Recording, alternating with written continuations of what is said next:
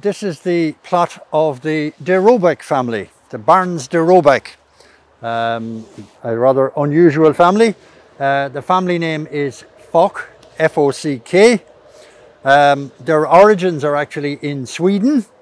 They acquired their title, the Barn deRobeck, in Sweden in the middle of the 18th century.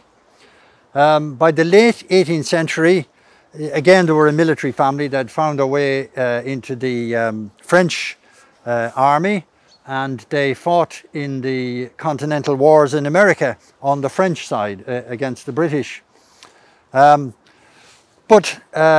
one of them married an Irish heiress. They moved to England initially. Rather unusual given that they had been fighting the English, but their timing was impeccable because they got out of France just as the French Revolution happened. And of course all the aristocracy were losing their heads. So they moved to England, then to Ireland. They set up in Gowran Grange, which is another estate just outside Naas. And they've been there ever since. And in fact they are the only one of the titled families in this area who are still in their original, maintaining their original estate out at Gowran Grange.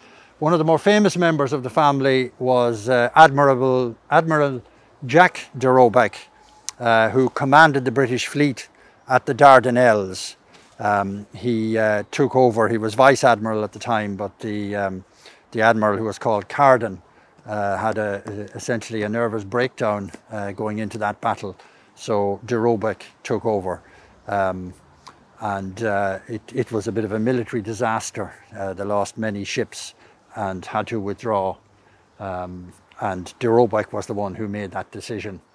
It didn't make him very popular with Churchill, I believe, but it was the correct decision because that whole campaign was a disaster. So yeah, the deRobecks are still there out in Gowran Grange.